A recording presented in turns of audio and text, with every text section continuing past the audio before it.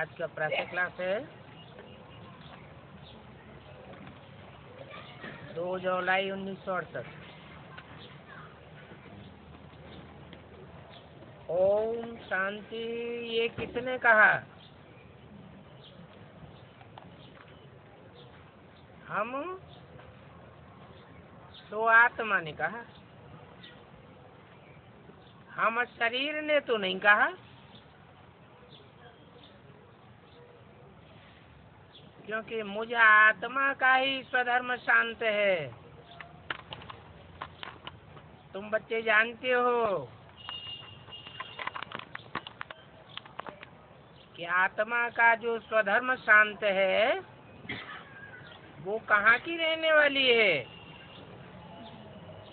शांति धाम की रहने वाली है। और शांति धाम से यहाँ क्यों आए हैं? यहाँ आए हैं पार्ट बजाने के लिए।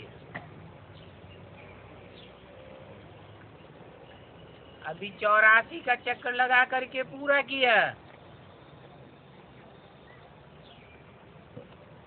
अभी बाप ने समझाया है, हे बच्चे, हे आत्माओं, तुमने जो 84 का चक्र का पार्ट बजाया वो तुम नहीं जानते हो।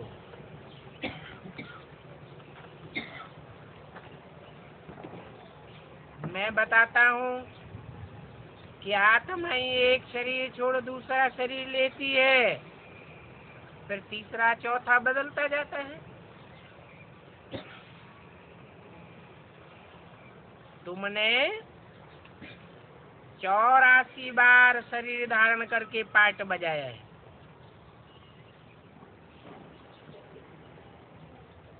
किसने किसने पार्ट बजाया है 84 बार?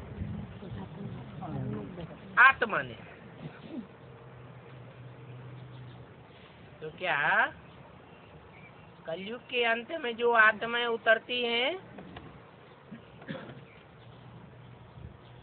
वो 84 का पार्ट बजाने वाली आत्मा नहीं है?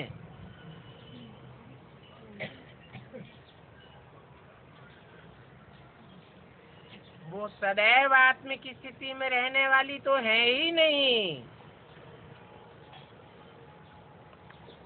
तुम बच्चे जो 84 का पार्ट बजाते हो और आखिरी जन्म में जब बाप आते हैं तो तुम आत्मिक स्थिति में स्थित हो जाते हो, क्योंकि तुमने ही 84 का पार्ट बजाया है। फिर वही पार्ट कल्प कल्प लेते रहेंगे। जो भी 84 जन्म लिए हैं वो ही लेते रहेंगे। और जो कुछ भी जैसा भी 84 जन्म में पार्ट बजाया है वो बजाते बजाते अभी आ करके अंत हुआ है।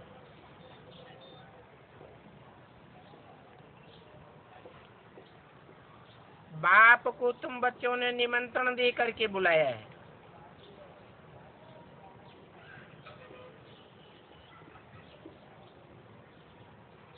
जो आत्म की स्थिति में स्थित नहीं होते उन्होंने निमंत्रण देकर नहीं बुलाया है। क्यों? क्योंकि पतित पावन सीताराम कह करके तुम बच्चे ही बुलाते हो। जो बुलाते हैं वो पतित से पावन भी बनते हैं, जो नहीं बुलाते हैं वो पतित से पावन भी नहीं बनते हैं। तुमने कहा बाबा आकर के हमको सतो प्रधान पतित से पावन बनाओ, और ये षष्ठी चक्र कैसे फिरता है सो समझाओ। बस। और कोई बात किसी ने कही हो तो बताओ।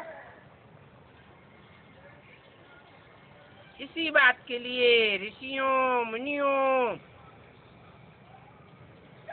के लिए बोला जाता है कि कोई भी रचयिता और रचना के आदि मध्य अंत को नहीं जानते। अभी तुम बच्चों ने तो बाप को जाना है और षष्ठी चक्र को भी जाना है।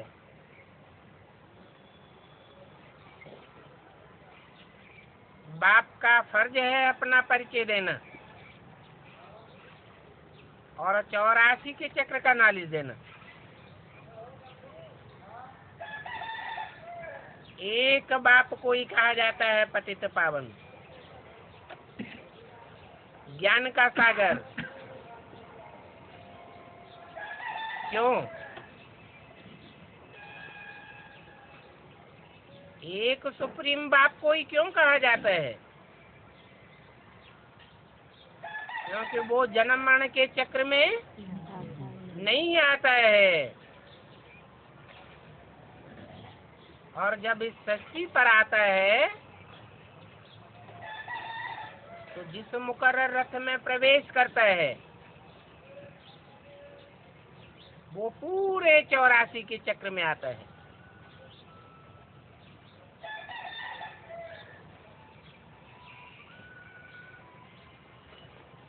तो पूरा ज्ञान जरूर एक में ही होगा। जो मेरे में ज्ञान है वो तुम बच्चों को देता हूँ।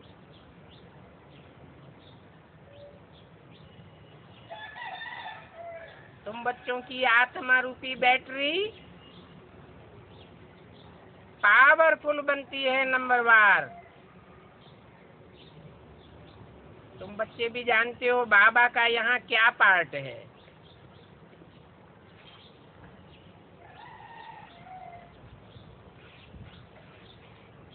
बाप ही आकर के ये सभी नॉलेज देते हैं। वो ऋषि मुनि आदि तो कहते हम रचयिता और रचना को नहीं जानते। अगर रचयिता को ही नहीं जानते हैं तो आस्था किस पर रखेंगे? वो या नास्तिक हैं। एक बात ही है, उनका ही फर्ज है जो आकर के बच्चों को समझाते हैं। और रचयिता को जानना तो सेकंड का काम है, फिर डिटेल में समझाने में समय लग जाता है। निश्चय बुद्धि बना और बाप का बच्चा बना।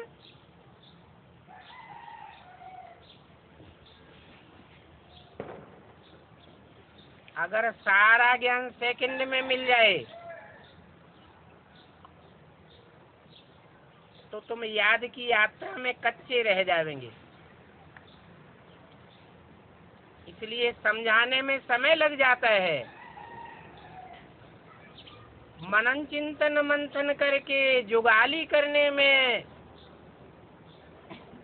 ज्ञान को अपना बनाने में टाइम लग जाता है। इसलिए पढ़ाई वृद्धि को पाई है। बाप फिर भी डिटेल में बैठ समझाते हैं। ये षष्ठी चक्र कैसे फिरता है? याद की यात्रा में रहना बहुत जरूरी है, क्योंकि इस याद से ही तुम पावन बनते हो। जो एवर प्योर है वो ही तुमको पावन बनाते हैं और पावन बनने से ही तुम उड़ जावेंगे।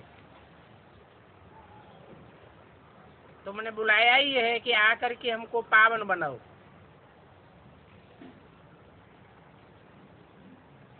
और षष्ठी चक्र का राज समझाओ। षष्ठी चक्र का राज जो समझाते हैं वो भी पावन बनाने के लिए साधन है। ये बातें दुनिया में कोई नहीं जानती। फिर भी तमो प्रधान से सतो प्रधान जरूर बनना है और वापस अपने घर जाना ही है तो पवित्र तो जरूर बनना पड़े। अपवित्र आत्माएं उड़ ही नहीं सकती। क्यों क्यों नहीं उड़ सकती?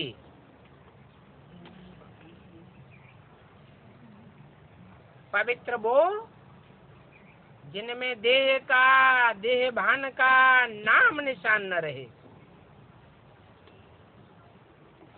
देह तो 5 तत्वों की बनी हुई है, 5 तत्वों से भारी हो जाते हैं। देह का भान निकल जाए तो आत्मा हल्की हो जाती है। इस समय माया ने सभी का पर काट दिया है।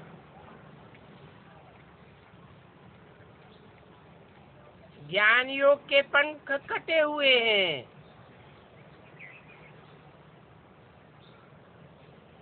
तो अपवित्र बने हुए हैं।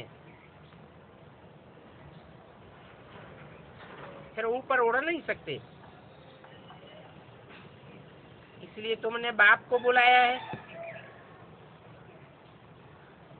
तो बाप भी कहते हैं अपन को आत्मा समझो। और ये आत्मा समझने की बात तो बिल्कुल पक्की कर दो। अमृत बेले उठते उठते पहला काम यही करो, अच्छी तरह से कूटना है, मैं ज्योति बिंदु आत्मा हूँ। क्योंकि यही बात तुम घड़ी घड़ी भूल जाते हो। और आत्मा समझने से ही बाप जरूर याद आवेगा।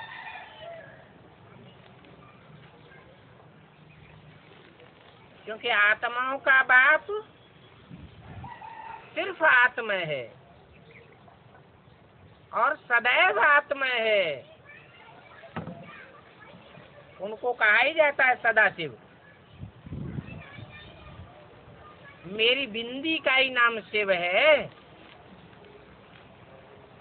और वो सदैव ज्योति बिंदु है। बल पतित दुनिया में आता हूँ, पतित से पतित तन में आता हूँ, फिर भी मेरे को संग का रंग नहीं लगता पतित पने का।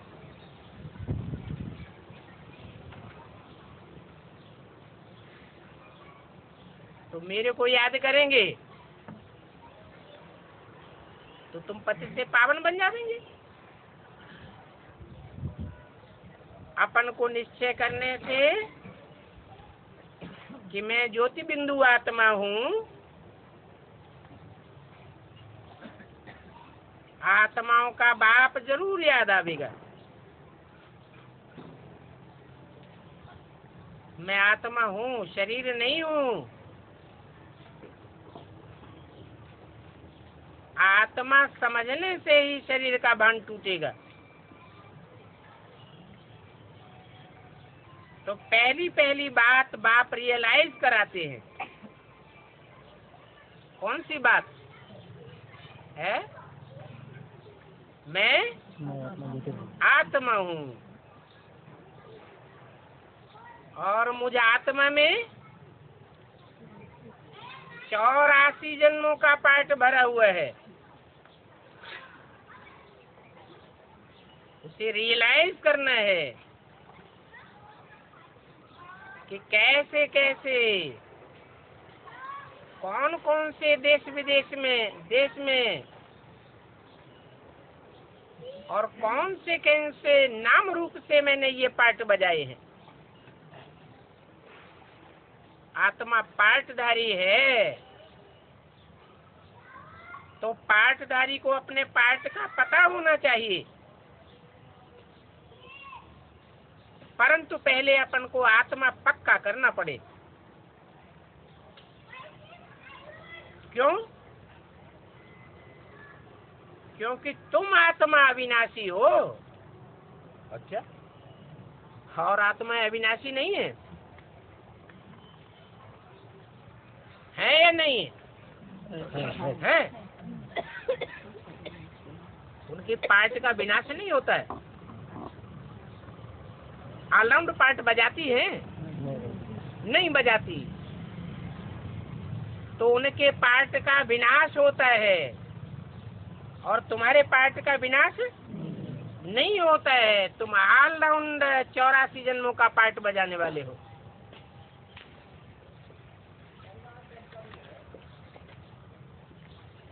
ये शरीर रूपी आर्गन्स तो विनाशी है।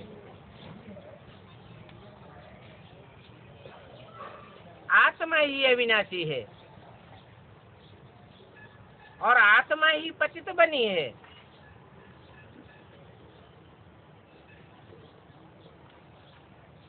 सोने में खाद पड़ गई है तो साफ बात है।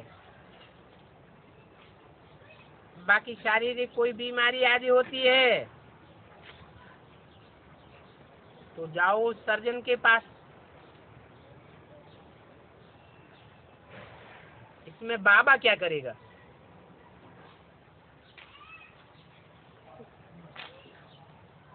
शरीर की बीमारी के लिए बाबा जिम्मेवार नहीं है। क्यों? क्यों जिम्मेवार नहीं है? हैं? पूरे जन्म के कर्म। हाँ, क्योंकि पूर्व में जो जन्म लिए हैं, शरीर को धारण करके देह भान में आकर के जो विकर्म किए हैं, वो पाप कर्म तो तुमको ही भोगने पड़ेंगे।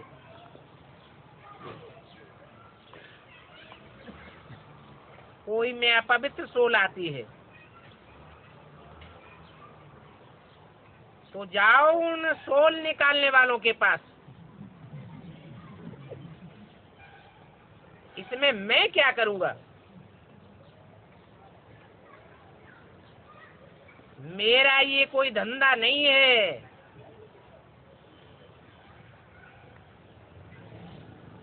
कि तुम्हारे से जिन आत्माओं का हिसाब किताब है,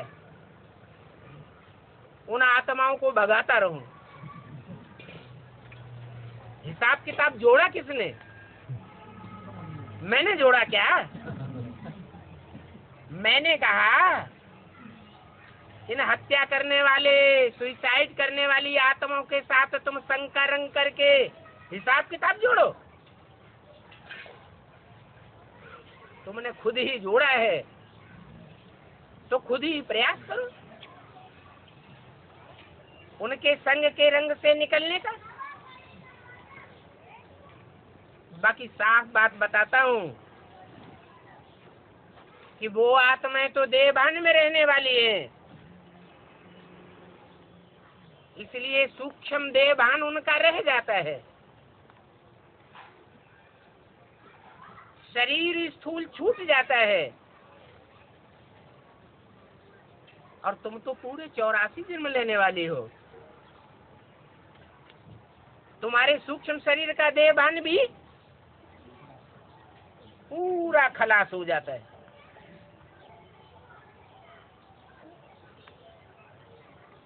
बाकी जो पूर्व जन्मों में हिसाब किताब जोड़ा है वो तो पूरा करना पड़ेगा।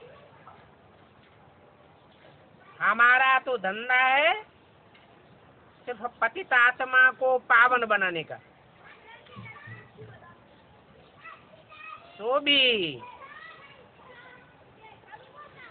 एक बाप को याद करेंगे तो पतित से पावन बनेंगे।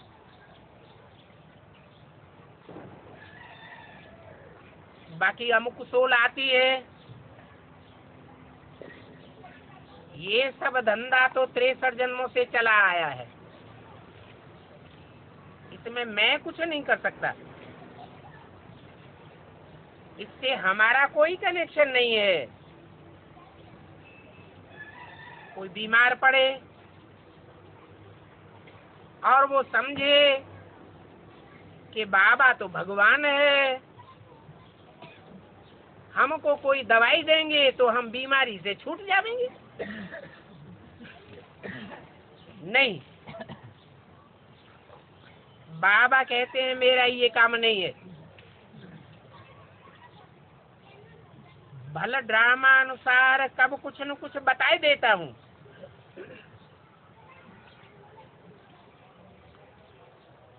वो भी सिर्फ खुश करने के लिए।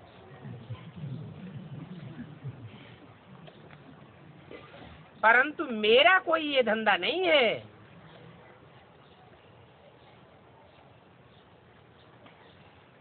मुझे बुलाया ही है आकर के पतित से पावन बनाओ,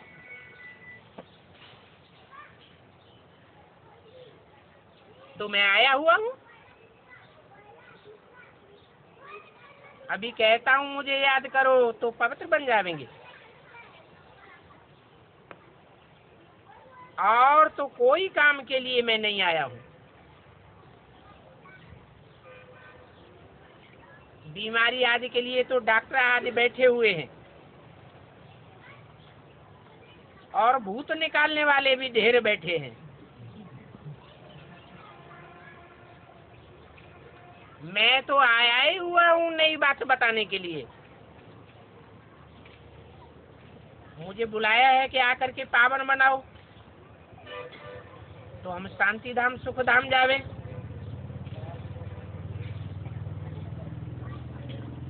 और इन दुखों से छूट जावे। बाकी ये जो प्रवेशता आदि होती है, बीमारी आदि होती है, ये तो तुम्हारे अपने ही कर्मों का भोग है, जो तुम्हें खुद ही भोगना पड़ेगा। कोई को दुख दिया है तो बदला लेने के लिए आते हैं। कौन है? जो सोल वगैरह आती है वो किस लिए आती है? पूर्व जन्मों का अपना हिसाब किताब पूरा करने के लिए आती है। इसमें बाबा का कोई कनेक्शन नहीं है। ये पुरानी रस्म चली आ रही है भक्ति मार्ग की। बाकी ऐसे नहीं कि बाबा सर्वशक्तिमान है तो वो क्या नहीं कर सकता है, बीमारी को भी खत्म कर सकता है। नहीं, ऐसे ख्यालात कब कोई न रखे। मैं अल्पकाल के लिए प्राप्ति कराने आता हूँ या सदाकाल की प्राप्ति कराने आता हूँ?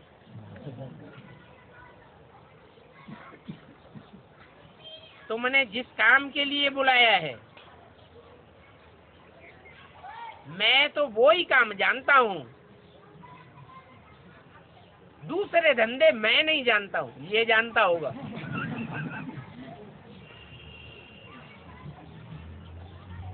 तो ऐसे नहीं कि शिव बाबा हमारी बीमारी को आज ठीक कर दो। शिव बाबा ऐसी बातें सुनते ही नहीं। सुनते ही नहीं। कोई सुनाता है तो सुनते नहीं है, है? सुनते हुए नहीं सुनते। साफ कहते हैं ये तो तुम्हारा कर्म भोग है। ये कर्म भोग काटना कोई बाबा का काम नहीं है। कोई आस रखते हैं बाबा के ऊपर कि बाबा भगवान है तो क्या नहीं कर सकता। बाबा कहते हैं मैं अपना काम करने आया हूँ और तो कुछ भी नहीं कर सकता।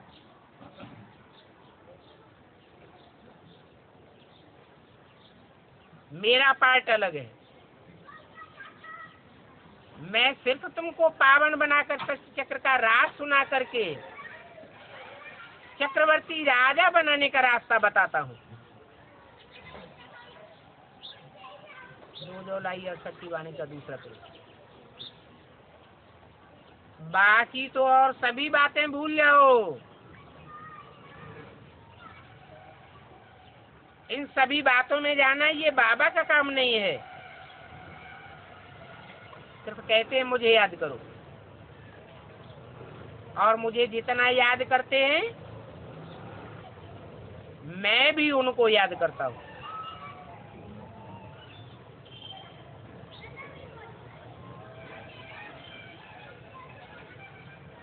याद करना माना प्यार करता हूँ। याद माने क्या? किसी की याद क्यों आती है? उससे लगाव होता है, प्यार होता है तो याद आती है। और रावण को कोई याद करता है क्या? वो तो रुलाने वाले का नाम रावण है, वो थोड़ी याद आता है। वो अनन्य बच्चे हैं जो ईश्वरीय सर्विस करके आते हैं, उनको मैं आफरीन देता हूँ। क्योंकि ये बच्चे बहुतों का कल्याण करते हैं। ये आफरीन है। शाबाश बच्चे, प्यार आता है ना। कोई बच्चा बाप की दुकान संभालता है और बच्चे निठल्ले बैठे रहते हैं, तो बाप का प्यार किसके ऊपर जाएगा? है? जो दुकान संभालेगा उसके ऊपर प्यार जाएगा। तो बाप फिर भी समझाते हैं, अपन को आत्मा समझ बाप को याद करो। अपन को आत्मा भूलने से ही फिर बाप को भूल जाते हो, फिर देह बहना जाता है। तो पहले पहले तो यही निश्चय करो कि हम आत्मा हैं और वो हमारा बाप है। हम आत्मा हैं और वो हमारा बाप है। जो बोलने वाला है वो सामने नहीं बैठा है, है? ये निश्चय कर। या कब की वाणी है? 68 की वाणी है। ब्रह्मा के तन में बोली है। तो ऐसे क्यों बोला कि पहले पहले ये निश्चय करो कि हम आत्मा हैं और वो हमारा बाप है? अरे बाप तो सामने बैठा है ना, फिर वो हमारा बाप दूर क्यों कर दिया? क्योंकि जो सामने बैठा है वो तो जब अंत मते सो आई गते हो गई, आत्मिक स्थिति में स्थिर नहीं रह सका, सूक्ष्म शरीर धारण करना पड़ा, सूक्ष्म देहभान आ गया। मैं जब आता हूँ और बाप के रूप में आता हूँ, तो जिस तन में मुकर्रर रथ में आता हूँ उसको आप समान बना करके जाता हूँ। इसलिए बोला कि वो हमारा बाप है, ये हमारा बाप नहीं है। कौन? ब्रह्मा। और बाप की पहचान बताई कि बाप तो सर्व का सदगति दाता है। क्या सर्व का बाप है या कोई लिमिटेड का बाप है? ब्रह्मा है तो ब्रह्मा कुमार कुमारियों का बाप है। क्राइस्ट है तो क्रिश्चियंस का बाप है। बुद्ध है बौद्धियों का बाप है। सबका बाप तो नहीं है। और मैं तो सबका बाप हूँ। तो सर्व की सदगति करता हूँ। कम से कम एक जन्म की सदगति तो सबको देता हूँ।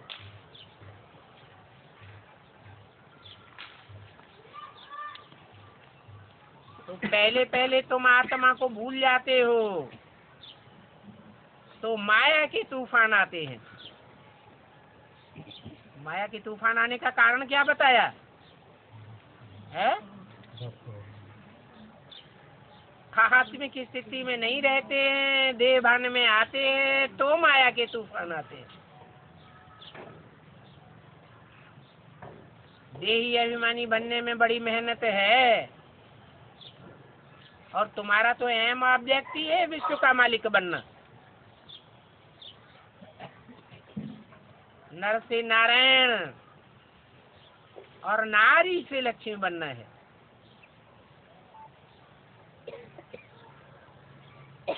परंतु ये भी जानते हो कि जो तुम्हारा एम ऑब्जेक्ट है लक्ष्मी नारायण बनने का, वो लक्ष्मी नारायण भी सदैव तो इकट्ठे नहीं रहते हैं। रहते हैं क्या? है नहीं। सदैव तो किसका भी राज्य नहीं चल सकता। लिमिट है 21 जन्मों की, 21 पीढ़ी, और 21 पीढ़ी की मैं गारंटी देता हूँ। ये तो जानते हो, वहाँ आयु बड़ी हो जाती है। क्यों बड़ी हो जाती है? यहाँ आयु कम क्यों हो जाती है? जन्म कम है। नहीं, यहाँ आयु कम इसलिए हो जाती है कि हम देह भान में रहते हैं, जो हमारी ओरिजिनल स्थिति है उसमें नहीं रहते। और वहाँ आयु लंबी क्यों हो जाती है? क्योंकि वहाँ जो हमारी ओरिजिनल स्थिति है आत्मा की ज्योति बिंदु, उस स्वरूप की याद में रहते हैं। तो वहाँ पवित्र होने के कारण हेल्थ, वेल्थ, हैप्पीनेस सब कुछ रहती है। काया निरोगी हो जाती है। सर्वगुण संपन्न 16 कला संपूर्ण भी होते हैं। और ये भी जानते हो कि ये चक्र 5000 वर्ष का है। इन 5000 वर्षों में तुम 84 जन्म लेते हो।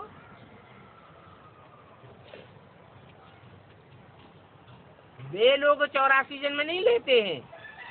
कौन? जो और धर्मों में कन्वर्ट होने वाली आत्माएं हैं। तुम 84 जन्म लेते हो। तो ये बात पक्की कर देनी चाहिए कि हम ऑलराउंड पार्ट बजाने वाले बाप के बच्चे पक्की आत्मा है। हर 5000 वर्ष के बाद हम ऊपर से नीचे और नीचे से ऊपर जाते हैं। हर एक जन्म के बाद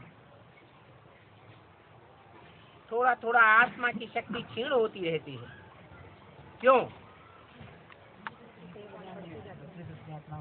सत्य को त्रेता में देवन, फिर आत्मा की शक्ति क्षीण होती कि नहीं? वहाँ भी और धर्मों में जो कन्वर्ट होने वाली आत्माएं हैं, वो सतयुग में उतरती हैं या नहीं उतरती है? उतरती हैं। कम जन्म लेने वाली ढेर की ढेर आत्माएं उतरती हैं। उनके संग के रंग में आने से 2 कलाएं कम हो जाती हैं।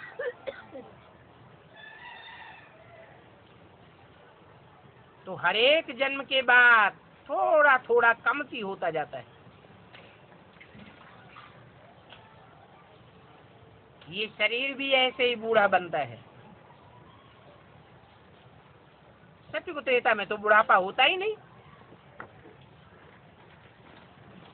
देवभान आता है तो बुढ़ापा भी होता है।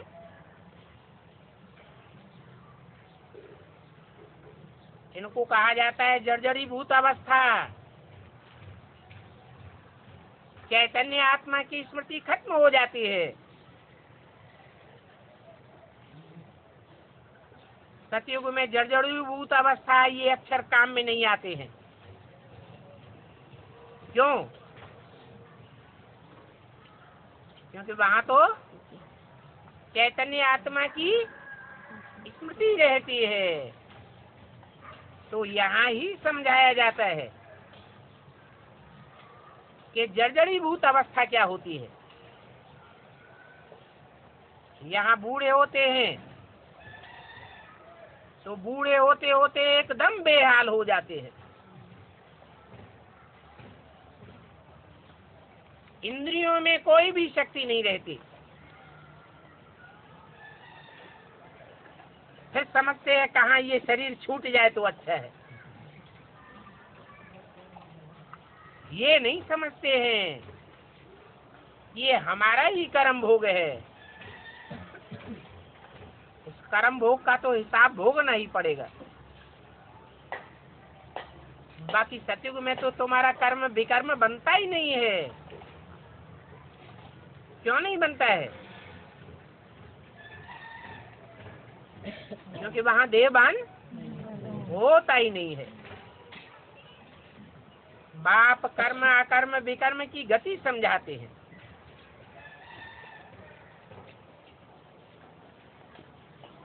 कर्म क्या है? श्रीमत के अनुकूल जो भी कर्म किए जाते हैं देवभान में रहकर भी, वो कर्म सत्कर्म होते हैं या विकर्म होते हैं? सत्कर्म होते हैं। और याद में रहकर के जो कर्म किए जाते हैं, पक्की याद में रहकर के जो कर्म किए जाएंगे वो अकर्म बन जाते हैं। जैसे सत्युग त्रेता में आत्मिक स्थिति में रहते हैं तो कर्म अकर्म बन जाते हैं। और विकर्म कब बनते हैं? देवभान में रह करके जब हम विपरीत कर्म करते हैं श्रीमत के, तो पाप कर्म बन जाते हैं।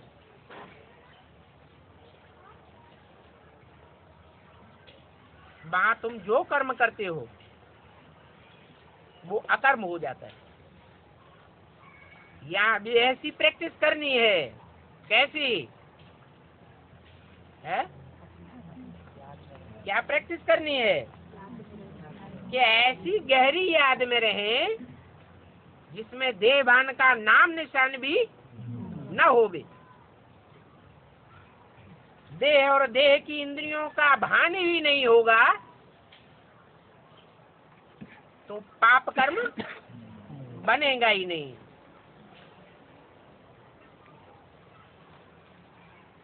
वहां विकर्म क्यों नहीं बनता? क्योंकि वहां रावण का राज्य नहीं होता है। भले रावणी धर्म में कन्वर्ट होने वाली आत्माएं तो होती हैं, होती हैं या नहीं? कम कला वाली आत्माएं, कमजोर आत्माएं सत्युग त्रेता में परम धाम से उतरती है या नहीं है? उतरती हैं। लेकिन अंतर क्या होता है?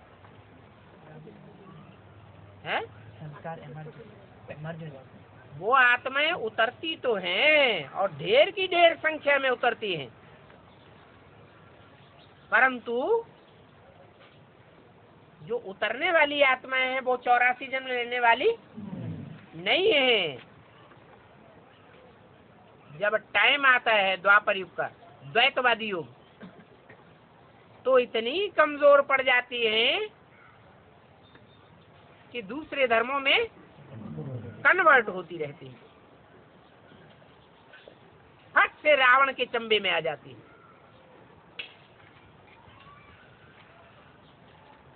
जो 84 जन्म लेने वाले बच्चे हैं, वो द्वापर युग के पहले जन्म में या आदि के जन्मों में, द्वापर के आदि में रावण के चंबे में आवेंगे क्या? नहीं आवेंगे, क्योंकि पावरफुल आत्माएं बनती है बाप की याद से। तो सतयुग में तुम विकर्माजीत होते हो, फिर द्वापर युग से विकर्मी बनते हो। विपरीत कर्म कब होते हैं? जब रावण राज्य में हम रावण के प्रभाव में आ जाते हैं, तब विपरीत कर्म होते हैं। यथा राजा तथा प्रजा हो जाती है। तो नाम ही पड़ा है विकर्मी संवत, विकर्माजीत संवत और विकर्मी संवत। द्वापर युग से विकर्मी बनते हो। कारण क्या हुआ?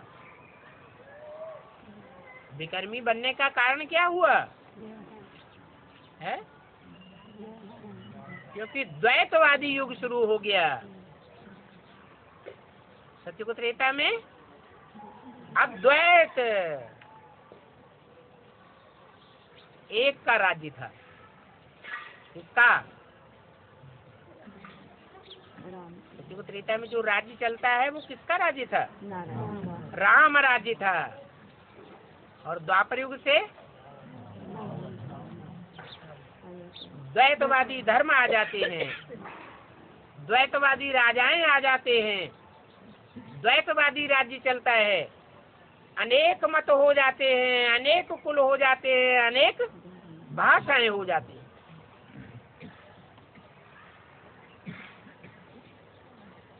फिर विकर्मी संवत कहा जाता है। भारतवासियों को इन बातों का पता ही नहीं रहता है।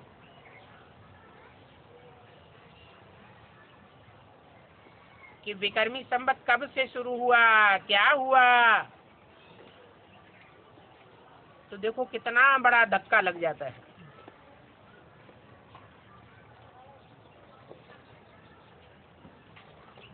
ये टपना आदि जो भी बनाते हैं, ये सभी भक्ति मार्ग है।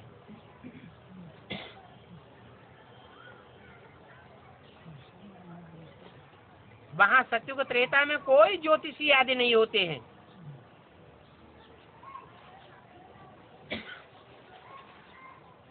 रावण द्वारा तुमको आधा कल्प का श्राप मिलता है। यहाँ तुमको वर मिलता है। रावण श्राप देता है और राम तुमको वर देते हैं। तो ये राम रावण का खेल बना हुआ है। परंतु राम त्रेता वाला समझ लिया है। क्या त्रेता में रावण होता है? वहाँ रावण तो होता ही नहीं। तो राम रावण का युद्ध है या राम रावण का खेल काय का? कहाँ की बात हुई? द्वापर युग से रावण आता है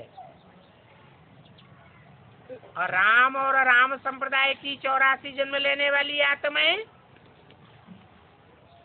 उन रावण संप्रदायों से टक्कर लेती रहती है। बाकी त्रेता वाले राम की कोई बात नहीं है। बाप कहते हैं ये गीता भी झूठी, तो भागवत और महाभारत भी झूठा हो जाता है। अभी तुमको कहते हैं शास्त्र पढ़ते हो, पूछते हैं तुम शास्त्र पढ़ते हो, शास्त्रों को मानते हो? बाबा ने समझाया है, तुम बोलो कि हमने जितने शास्त्र पढ़े हैं और किसी ने पढ़े ही नहीं होंगे, जन्म जन्मांतर हमने शास्त्र पढ़े, परंतु अभी हमने समझ लिया है कि अनेक मनुष्य गुरुओं द्वारा लिखे हुए शास्त्रों से दुनिया की सदगति नहीं हो सकती। सदगति तो सिर्फ ज्ञान से होती है, और ज्ञान दाता सिर्फ एक है, बाकी तो सभी अज्ञान सुनाते हैं। बाकी सब भक्ति मार्ग है। ये शास्त्र भी भक्ति मार्ग के हैं, जिनसे 2500 वर्ष से मनुष्य की मेंटलिटी की दुर्गति होती आई है। तो अभी तो हम सदगति की तरफ जाते हैं, अभी हम दुर्गति की तरफ जाने वाले नहीं हैं। मनुष्य मत से होती है दुर्गति, और श्रेष्ठ से श्रेष्ठ भगवान की मत से होती है सदगति। ये स्लोगन तो घर घर में टांग दो। क्या? श्रीमत से सदगति और मनुष्य मत से दुर्गति। बाप कहते हैं अभी मन मना भव हो जाओ, मेरे मन में समा जाओ। बाप को मन होता है? अरे शिव ज्योति बिंदु बाप जो सुप्रीम सोल है, उसको मनुआ है? नहीं है? है? त्रिमूर्ति शिव कहा जाता है कि नहीं है? त्रिमूर्ति शिव तो कहा जाता है। तो उनमें जो सबसे नीची वाली मूर्ति है वो मनुआ है या नहीं है? छोटे बच्चे को क्या कहते हैं? है मनुआ।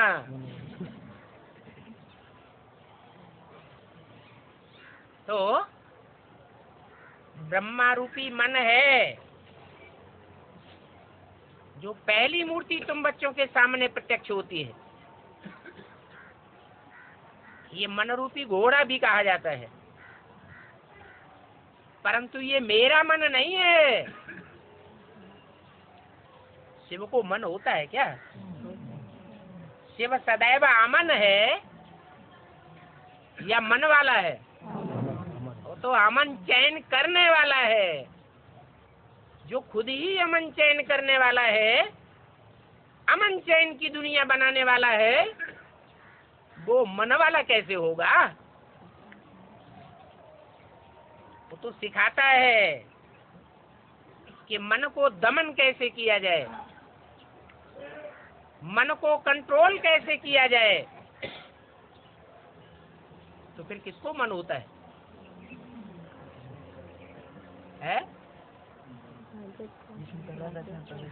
तो प्रजापिता में प्रवेश करते हैं, वो प्रजापिता में मनन चिंतन करने वाली मनन शक्ति भी है। वो उसकी रचना है पहली पहली।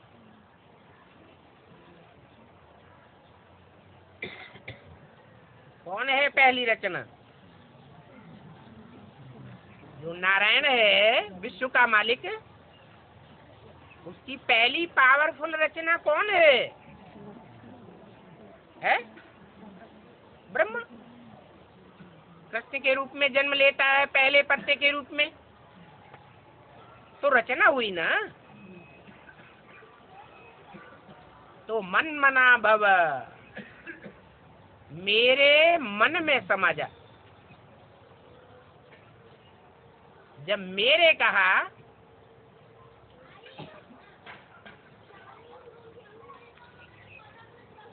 तो कोई दूसरा है या नहीं है? कि एक सुप्रीम सोल ज्योति बिंदु ही है? मैं और मेरा, ये दो बातें हैं या एक है? दो चीजें हैं। मैं जो सदा शिव है, और मेरा जिस मुकर्रर रथधारी में मैं प्रवेश करता हूँ वो मेरा बच्चा है। कहते हैं त्रिमूर्ति शिव या त्रिमूर्ति ब्रह्मा, फिर कहते हैं देव देव महादेव। तो बड़ा बच्चा कौन हुआ है? शंकर बड़ा बच्चा हुआ। कोई भी कंपनी बनाते हैं तो एंड सन्स लिखते हैं ना।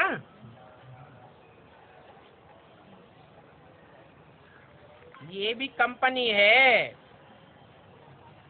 ये कंपनी बनाए बगैर शिव बाप इस सृष्टि पर कोई काम नहीं करते हैं। ये मुकर्रर रथ की कंपनी है। तो वो मन वाला है जिसमें प्रवेश करते हैं वो सदैव मन नहीं होता, लेकिन मैं तो सदैव अमन हूँ। तो कहता हूँ मन मना भव, मेरे मन में समा जा। ये नहीं कहा मेरे में समा जा। मेरे में समा जाने का मतलब मेरी बिंदी में समा जा। और बिंदी में समाना होता है क्या? वो तो हो ही नहीं सकता। तो बताते हैं और जो भी देह के संबंध धर्म हैं उन सभी धर्मों को छोड़ दो।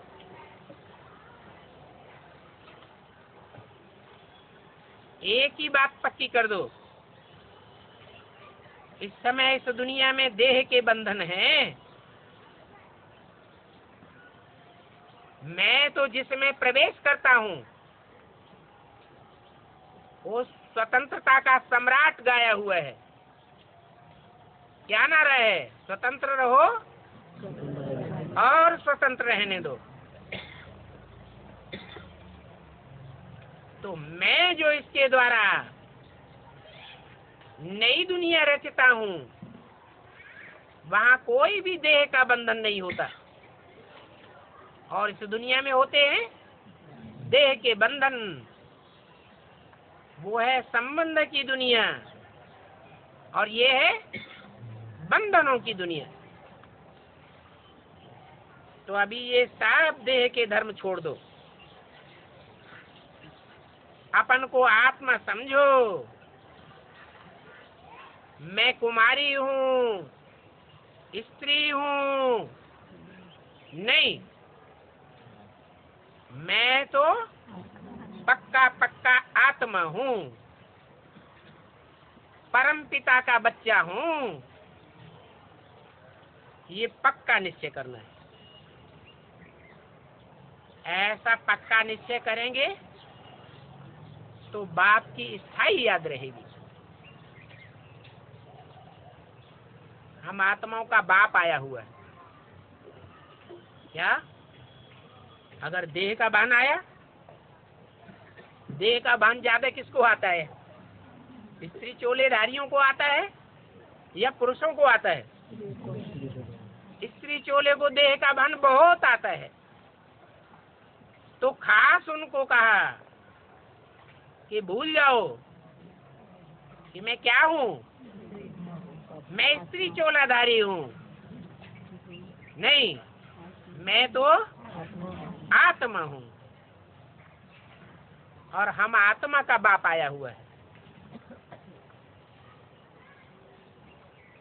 ये सबक पक्का कर लो। इस सबक पर बहुत विचार सागर मंथन करो। तुमको अभी ज्ञान अमृत मिलता है। क्या?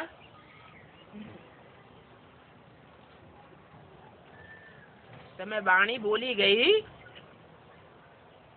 उस समय ज्ञानामृत कहेंगे? क्यों नहीं कहेंगे?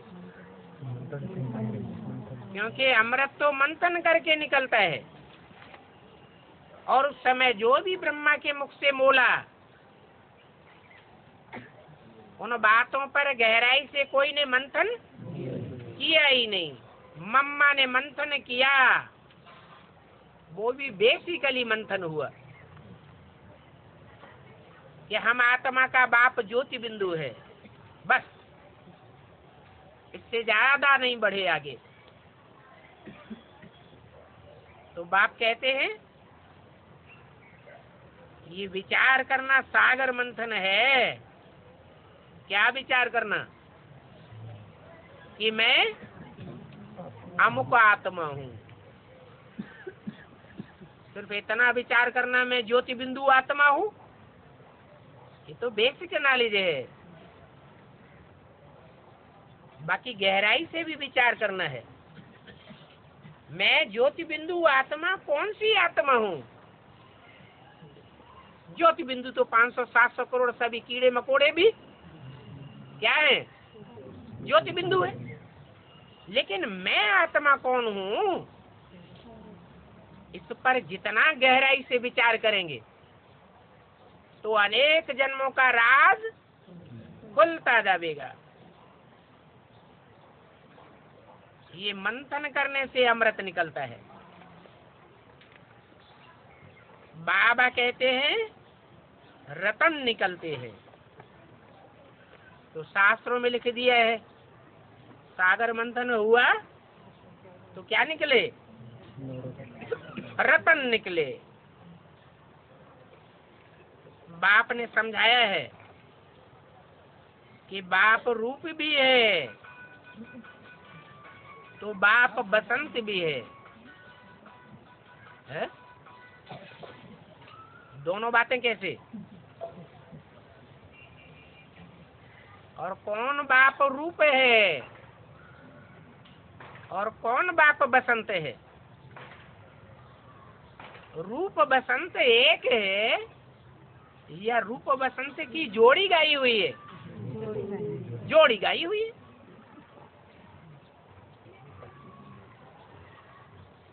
वो रूप बसंत बाप ज्ञान की बरसात बरसाते हैं। बाकी और कोई इंद्र नहीं है।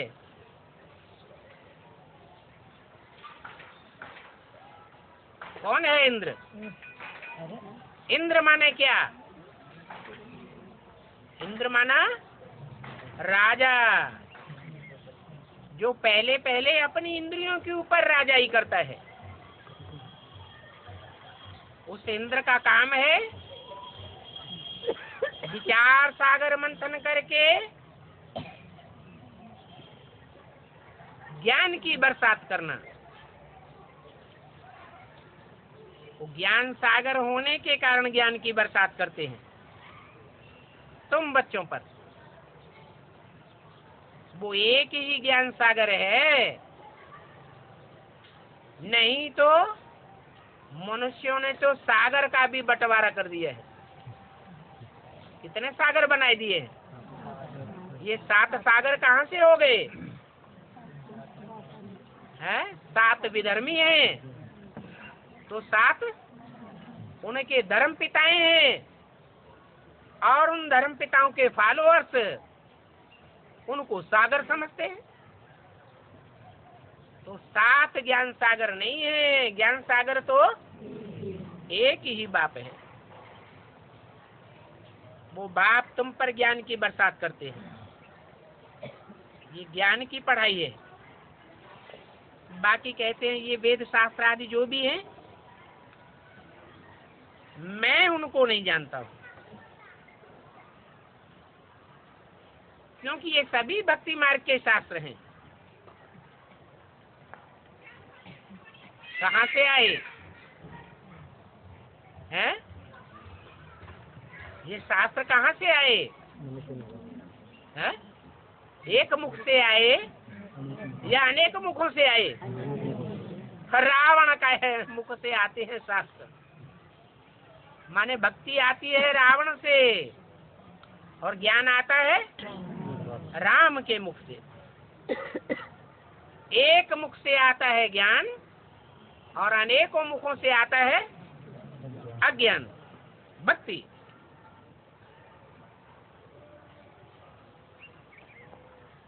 तो मैं तुमको ज्ञान पढ़ाता हूँ, फिर जो भी ये अज्ञान रूपी छोटे छोटे सागर हैं वो सब खलास हो जाते हैं। और धर्म स्थापन करने वालों का शास्त्र रहता है, वो लोग भी कोई खुद शास्त्र थोड़े ही लिखते हैं।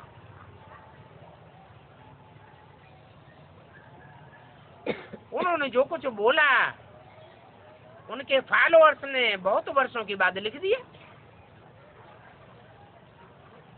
वो शास्त्रों को क्या पढ़ेंगे?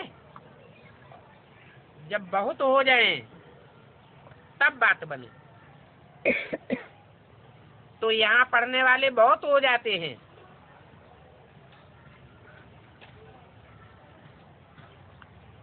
ये बातें तुम बच्चे समझते हो कि इतना कुछ जो विस्तार ज्ञान का होता है, आगे चल के जो टाइम आने वाला है उसमें पढ़ने लिखने और छपाने का टाइम रहेगा? टाइम ही नहीं रहेगा इतने को पढ़ने का। फिर भी कहते हैं ये पढ़ाई तो बहुत सहज है, कोई भी पढ़ सकता है। बच्चों की बुद्धि में भी बैठ सकता है, बूढ़ों की बुद्धि में भी बैठ सकता है, कोई धर्म वाले की बुद्धि में ये ज्ञान बैठ सकता है। लूले लंगड़े अंधे कोढ़े कानी कुब्जे कोई भी हो, इस ज्ञान को सब सहज रूप से समझ सकते हैं। अच्छा, ओम शांति।